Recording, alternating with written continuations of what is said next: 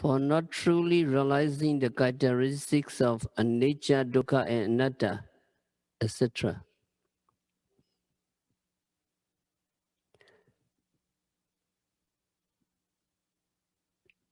So contemplating vipassana is to prevent any opportunity for the occurrence of greed, anger, delusion, etc.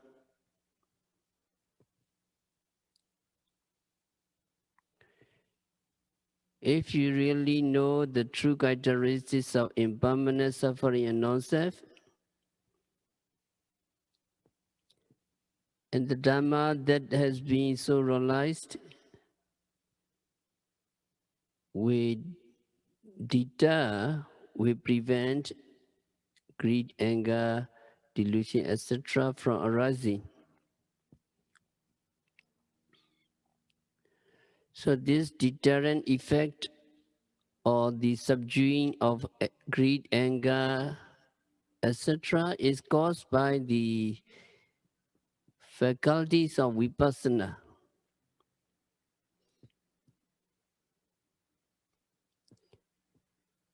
The realities of nama-rupa, psychophysical process, are conspicuous only for a very brief moment when they occur.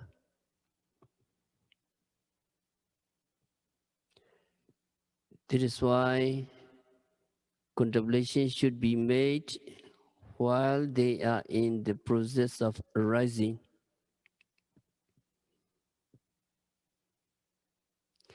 Only when contemplation is carried on at the moment of their arising, you can realize the true nature of their characteristics. Then Mahasi Sayadaw have this motto, real awareness of the phenomena can take place only when you contemplate at the moment of their arising. For example, a flash of lightning only occur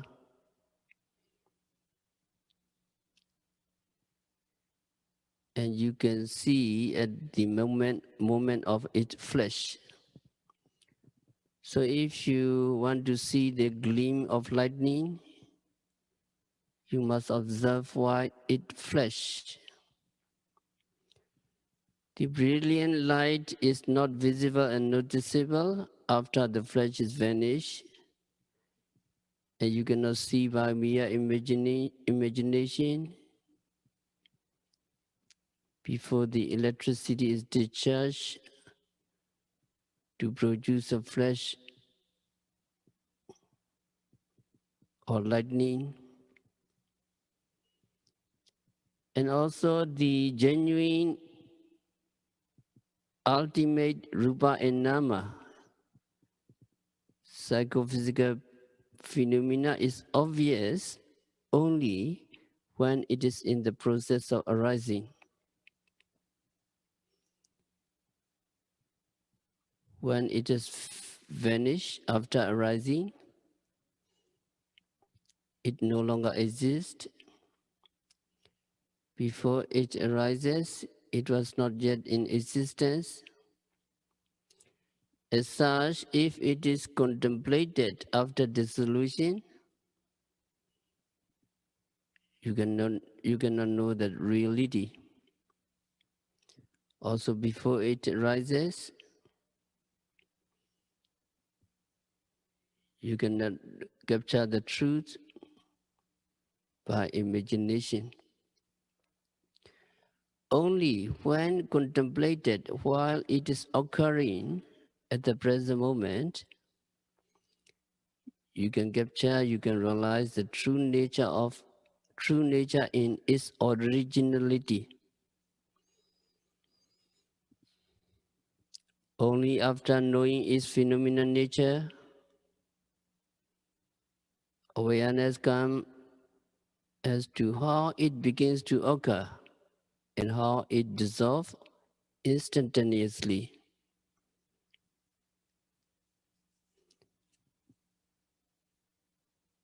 And then Mazi Sira have this motto: first you need to know the true nature, and then you understand Udaya and Vaya,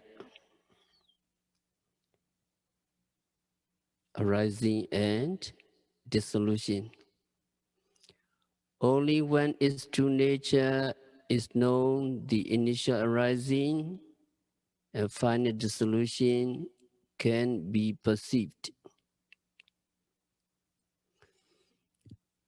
Udaya means arising or appearance. Vaya means dissolution or disappearance. So we say arising and dissolution. When awareness becomes sharp and active, while contemplating the phenomenal nature of mind and matter, at every moment of their arising and dissolution,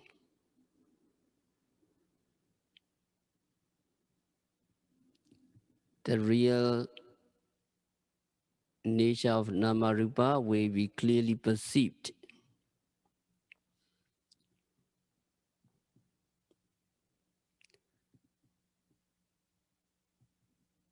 With inside knowledge as to how they begin to occur and end in dissolution.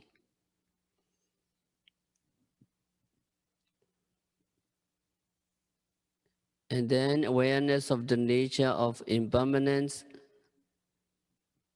takes place only when arising and dissolution is perceived. When you see and realize a nature, impermanence, you also know dukkha and anatta, suffering and non-self. Contemplation of the phenomenal nature of mind and matter with the characteristics of impermanence, suffering and non-self is the genuine vipassana meditation.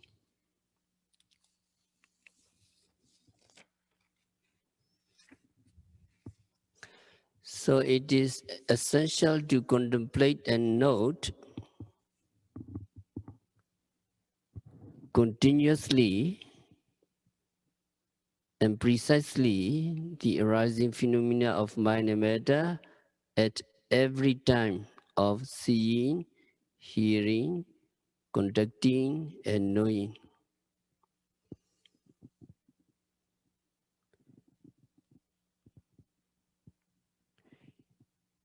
In order to bring about the development of genuine vipassana knowledge.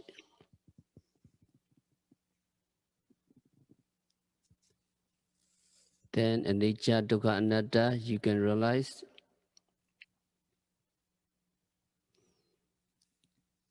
And when you practice, you can find only two things at every moment of meditation: nama and rupa. When you are mindful of rising and falling,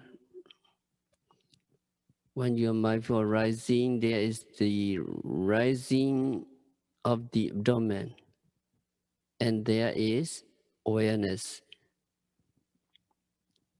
There are only these two things, nama and rupa. There's nothing in the form of a person administering the mindfulness of the rising of the abdomen.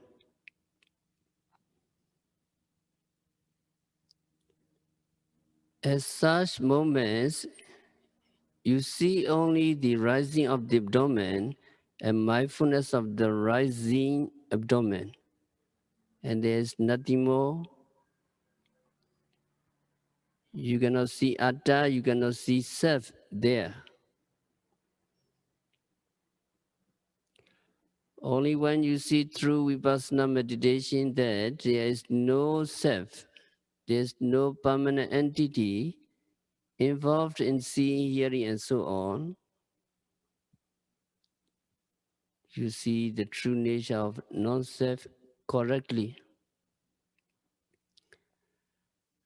Anatta nature, non-self nature can be seen only through the practice of vipassana meditation.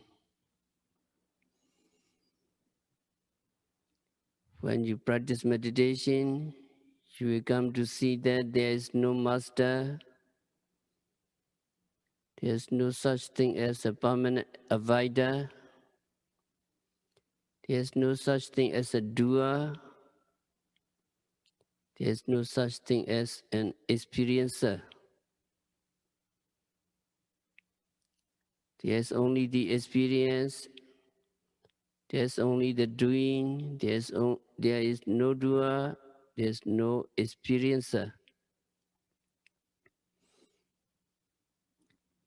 At every moment of any experience, you can see for yourself that no person, no individual, no atta, no self is involved,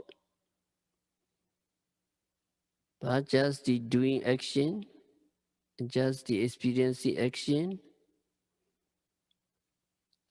So through vipassana, you come to see the anatta nature of things.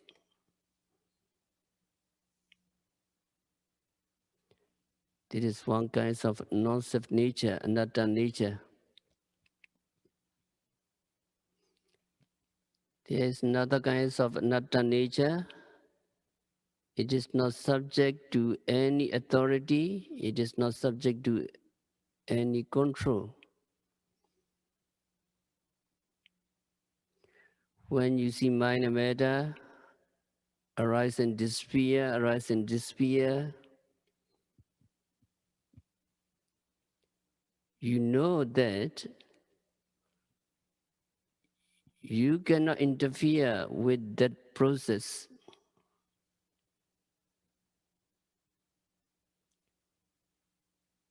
You cannot tell Namarupa,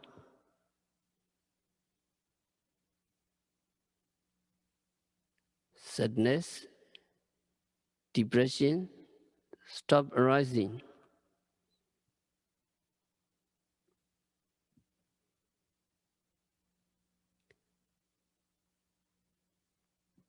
You cannot tell them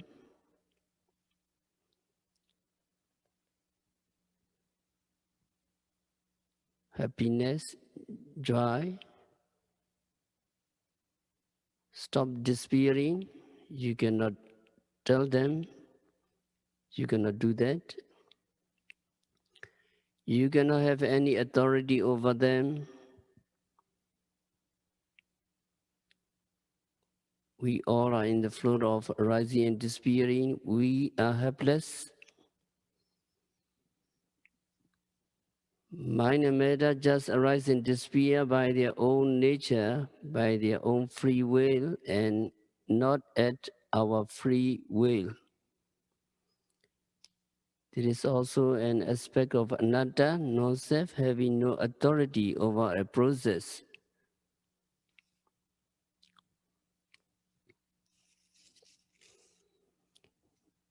In order to know the anatta nature, we need to know three things.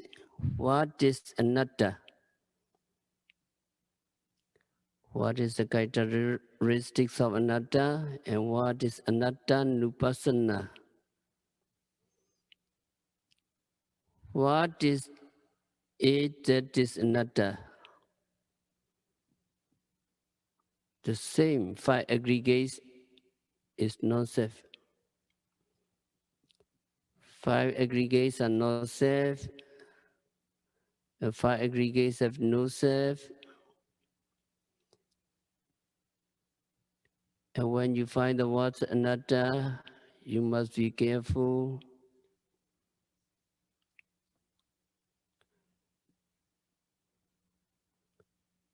You have to understand anatta really means not atta, not self.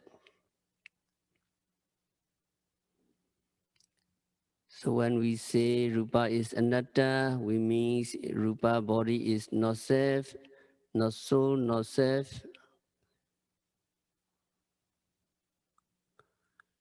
So the word anatta comes from na and atta. Na means no, and atta means self. So anatta means no self. It also can mean not self, and when we extend the meaning, it can mean we cannot have any authority over it. And also it means the five aggregates have no core. Some trees have an inner core, the heartwood, but rupa, etc., have no such core that lasts forever and is permanent. So anatta has three meanings: not atta, not subject to authority, and no core. It is not atta because atta can mean authority and core. So when we say anatta, we mean one of these three things. It is not atta, we cannot have any authority over it, or it has no core. It is called the characteristics of anatta. The fact that we cannot exercise any authority over it points to it being anatta. So what is it that is anatta? The five aggregates. What is the mark of anatta? Having no authority and also have no core, or being no core.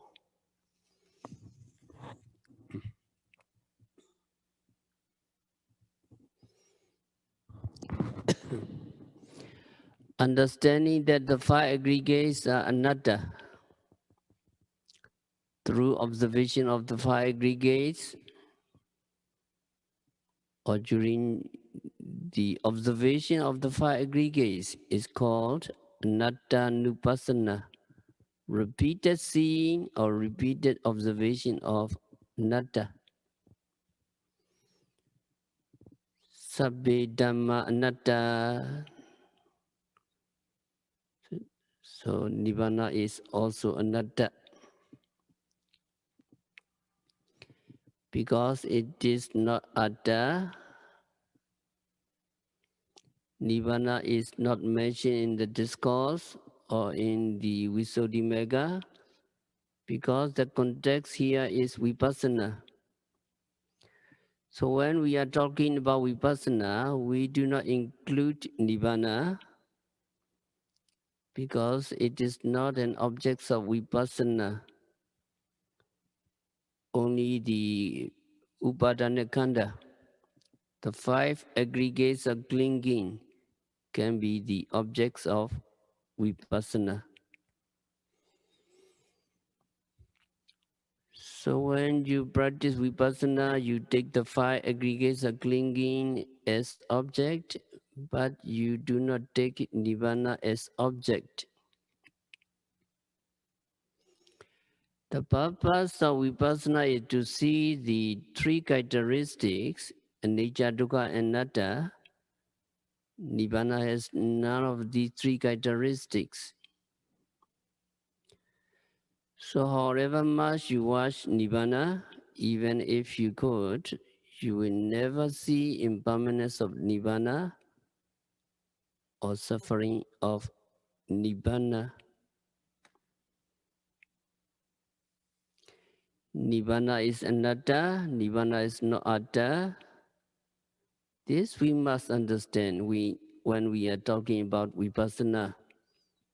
When we are in the context of vipassana, we leave out nibbana simply because it cannot be the objects of vipassana. But if we are speaking in general about such things as what is it that is anatta, then we may speak about the five aggregates and nibbana. Characteristics of impermanence, suffering, and non-self are called the general characteristics of all conditioned phenomena because they are found in all conditioned phenomena. That means in all aggregates, in all mind and matter, it is very important that you see these three characteristics. Because without seeing them, you cannot progress in the practice of vipassana meditation and cannot reach the stage of enlightenment.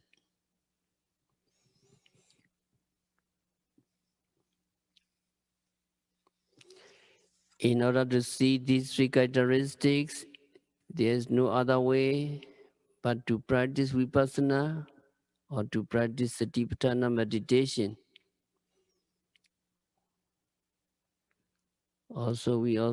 We also need to know what conceals these three characteristics. Why those who do not practice meditation cannot see them, and how these concealment are broken.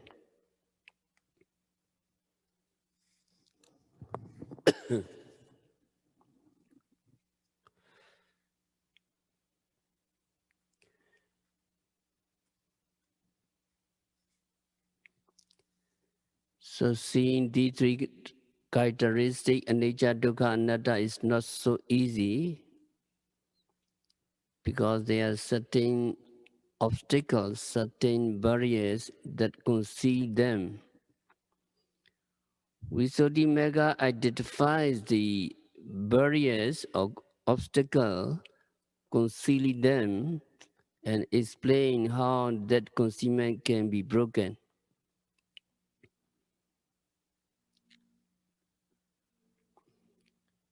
Visuddhimagga said, Udayabhayanan amanasikara santatiya padichanata anicca lakkhana na upatati.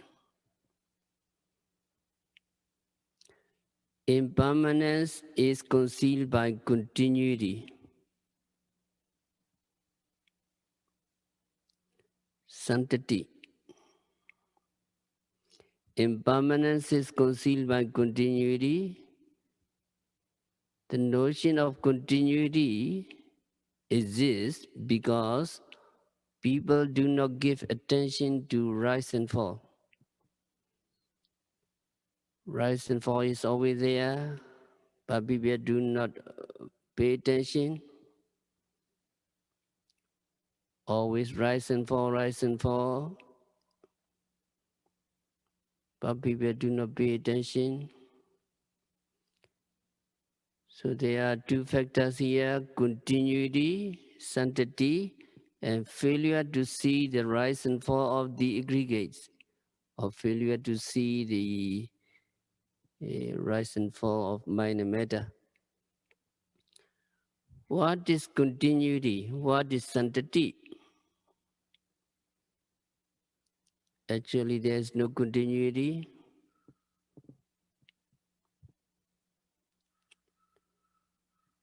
It does not exist. It is only a notion. The notion that things are continuous, and this notion conceals the characteristics of impermanence.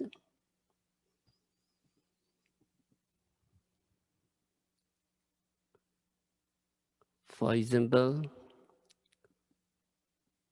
when you see something like a rope or a line in the distance, you think that it is a solid line, it is a solid object. But when you get closer to that line, you see that it is not a continuous thing.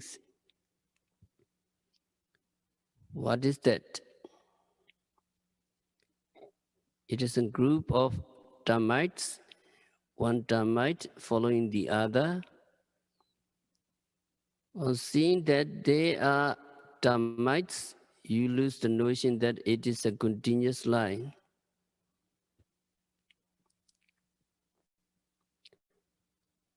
Which is correct?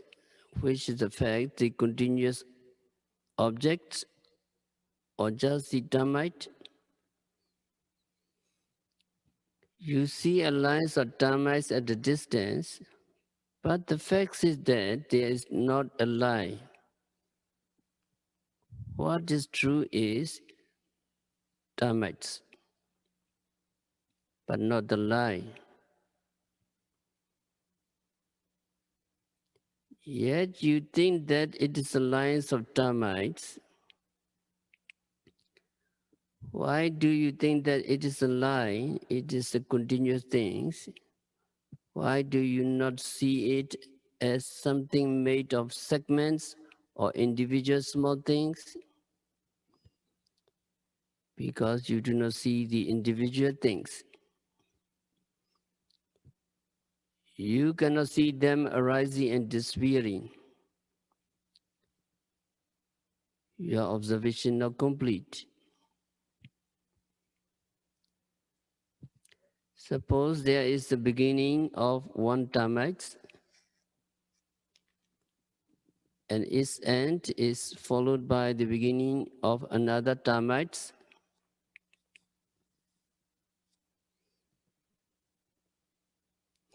And that second termite's end is followed by the beginning of another termite. And the end of that termite is followed by the beginning of another termite, and so on. Between the termites, there are gaps.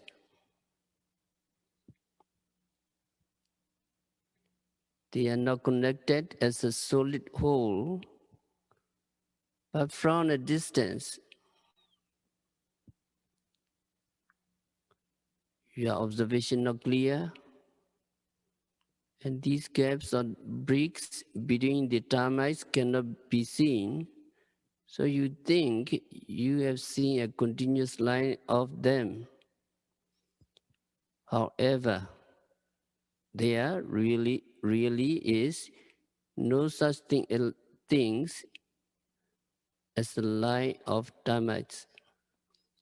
They are just termites following one after another.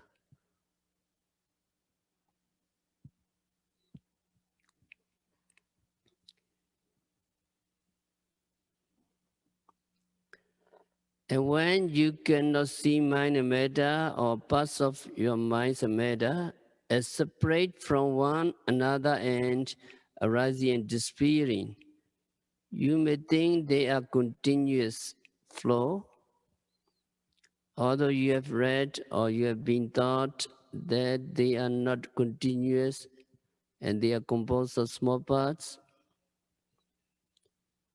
If you do not meditate, or if your observation not complete, or if you do not really see the arising and disappearing, you will still think in terms of one continuous things. Do you think your body today is one continuous process from the body yesterday? Or do you think that you have the same body that you had yesterday? Or is it a different body? At every moment, material particles are arising and disappearing, but you do not see them. Only when you practice meditation thoroughly, diligently, you can see them. When you see the material particles arising and disappearing, one material particle arising and disappearing, followed by another material properties and so on, only then you will be able to get rid of the view of santati, continuity.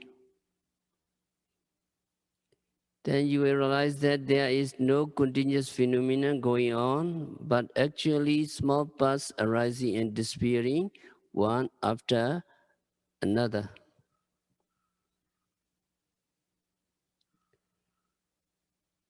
It is the same with the mind. You think that you have the same mind that you have 10 years ago, last month, or yesterday. But when you practice vipassana, you find that mind is new at every moment.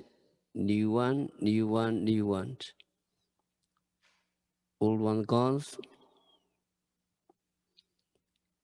In one moment there is new consciousness. In one moment there is one consciousness, then it disappears.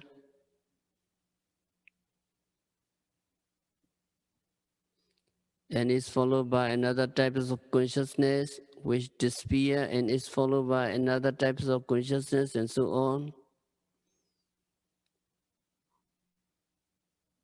Sometimes happy mind, sometimes is the unhappy mind, etc. Sometimes encourage, sometimes discourage.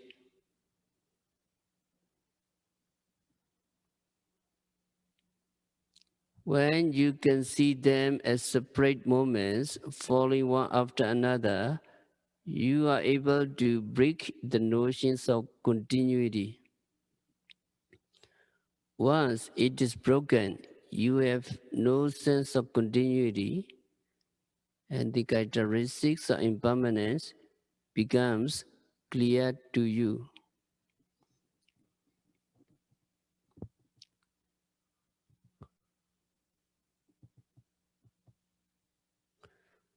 Another example, do you think that you use pen and ink on the paper because it is solid? We use it to write on and wrap things up, so we assume that it is solid. We all think that way. But if you look at the sheet of paper under a powerful microscope, you see that it is an object that has more empty spaces than solid material.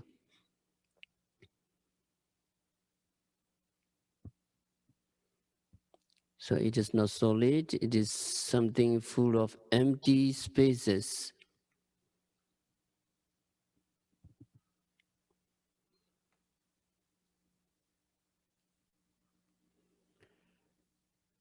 So you may also think the combination of mind and matter, the five aggregates,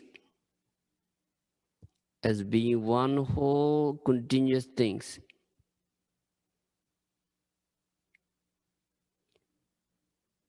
Here no microscope can help, but in practicing vipassana, moment by moment, precisely, you will be able to see mind and matter as separate entities arising and disappearing. Seeing them arise and disappear at every moment, you are able to break the notions of continuity. Now you can see one after another. Vipassana knowledge is the powerful microscope.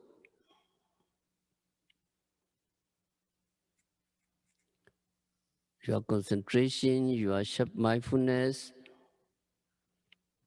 your focusing power is like the powerful microscope you use to discover the characteristics of impermanence, etc. Just as the microscope is needed to see the truth of material, we need vipassana knowledge in order to understand the truth of namarupa, mind and matter, or the five aggregates and to see their impermanent nature.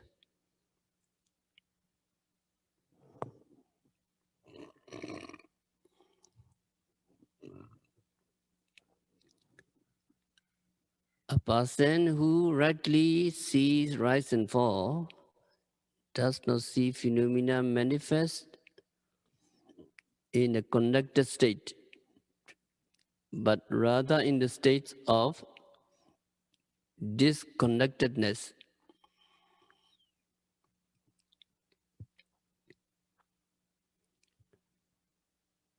So to a person who practices vipassana and can see the rise and fall of the aggregates, the mental and physical states no longer appear as connected, but they are separate and unconnected.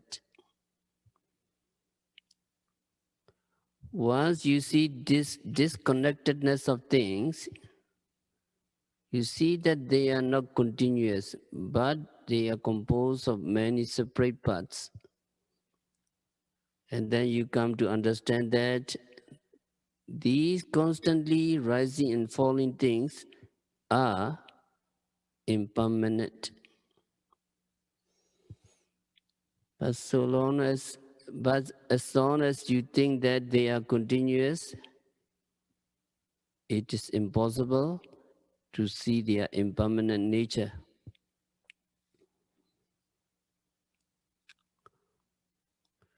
And the notion of continuity must be removed if the yogi is to see impermanence and know it to be characteristics of the aggregates.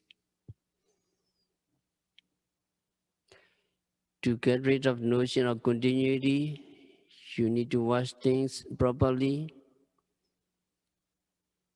You need to see that the aggregates arise and disappear.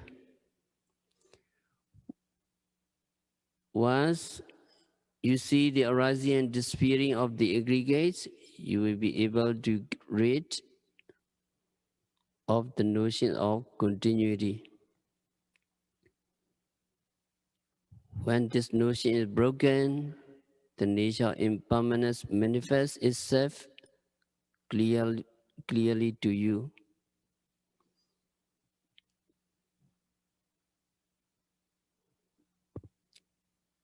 And then dukkha. According to the Visuddhimagga, the second characteristics of dukkha, suffering, does not become apparent.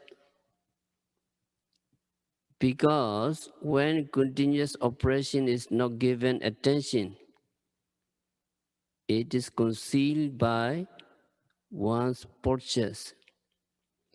Abhina sambati pilanasa amanasikara iriyapatehi patechanata dukkha lakkhana na upatati.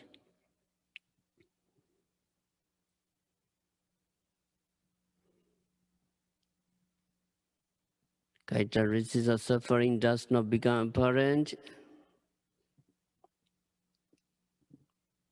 because when continuous operation is not given attention and it is concealed by his postures.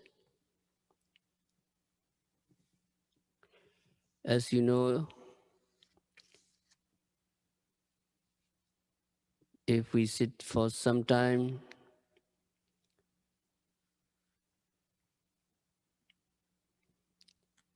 we have pain somewhere. Under normal condition, when we are not meditating, when we are not mindful, as soon as there is pain, we will change our postures unmindfully and find the postures more comfortable. But pain eventually comes to that postures also, so we shift into another postures until pain appears there also. The attempt to avoid pain goes on and on and on. So pain is temporarily removed by the next purchase we adopt, which seems to conceal the nature of suffering. Because we keep changing purchase unmindfully, we do not realize that the body is always suffering. We do not sit down long enough to notice that the pain or numbness in our body is constant. We do that only when we sit down and make notes. When practicing meditation, so the changing of postures conceal the suffering nature, dukkha nature of the physical body.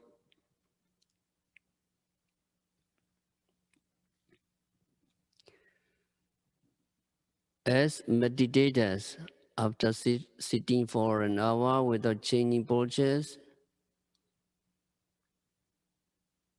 yogi are sure to be suffering pain somewhere, so you know how much suffering there is. When the Visuddhimagga says pain is concealed by postures, iryapata, it means that it is concealed by the postures taken to remove the pain or suffering in the previous postures. And it continues. When the postures are exposed by attention to continuous oppression, the characteristics of pain becomes apparent in its true nature.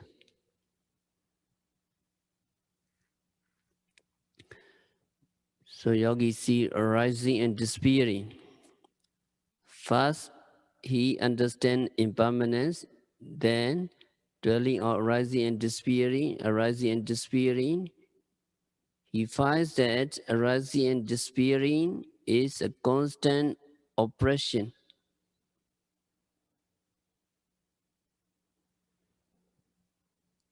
When his attention is placed on this constant oppression caused by arising and disappearing, the postures can no longer conceal the nature of suffering, so suffering becomes evident.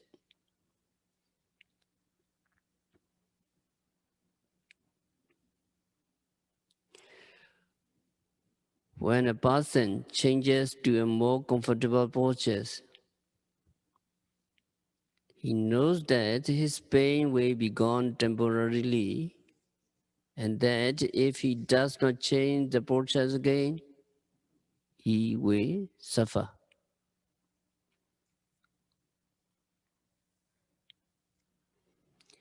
In this way, he knows that the pain in any posture is shifted by substituting another posture. But if he does not substitute another posture, the nature of suffering is revealed.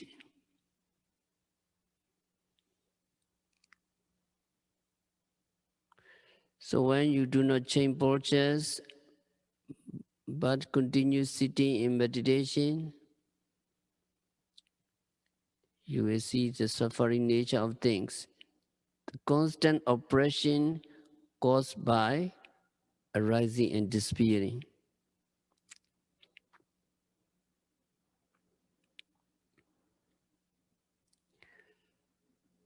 The dukkha nature, dukkha that is being concealed by postures, applies to the physical body only.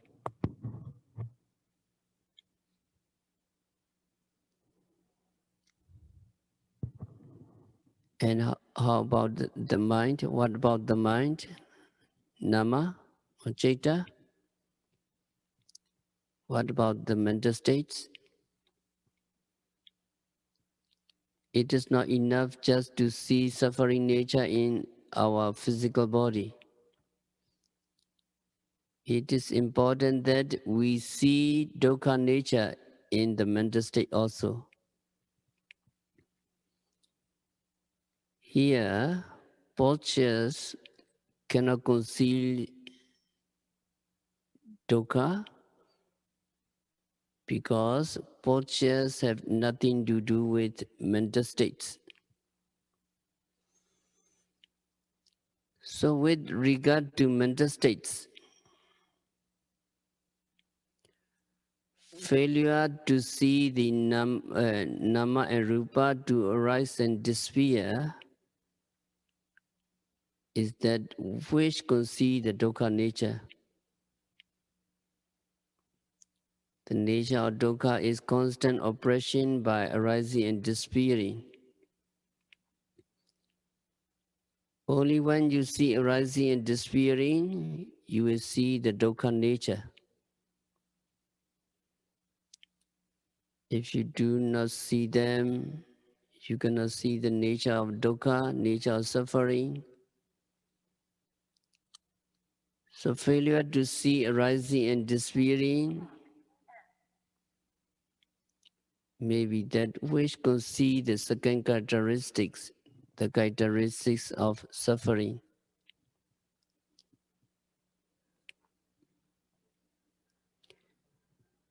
And in regard to mental states, only when you see arising and disappearing, you can see dukkha nature of these states.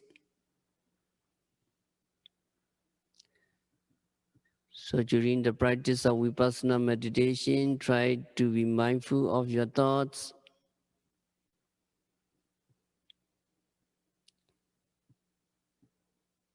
When thinking about the future comes, pay attention to this thinking. When that thinking disappears, along with the attention, and is replaced by another thinking, another moments of attention,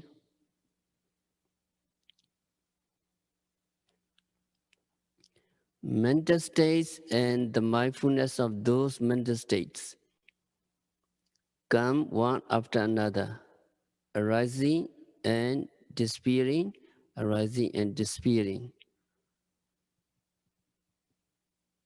You practice Chaitanya very thoroughly.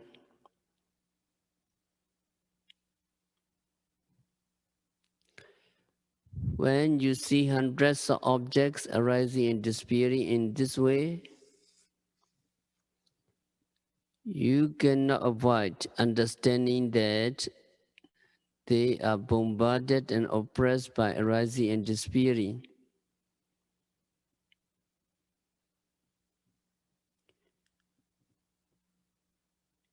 Even though sometimes sadness,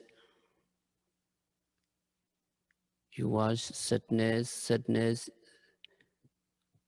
when the source is heavy, it will come again and again. You keep noting sadness,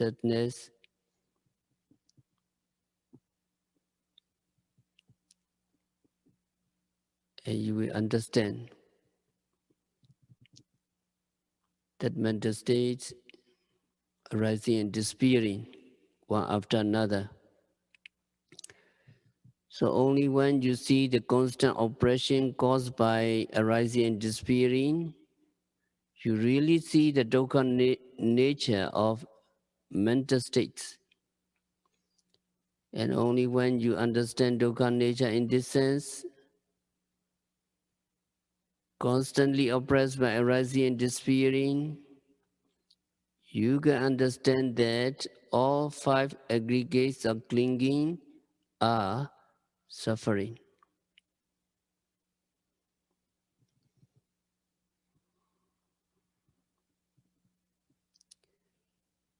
And then that characteristics, anatta.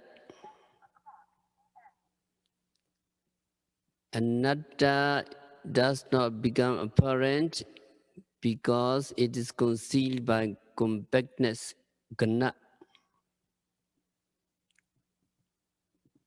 So we will continue another concealment next week. We have to stop our discuss for today. We need to practice vipassana meditation for a few minutes.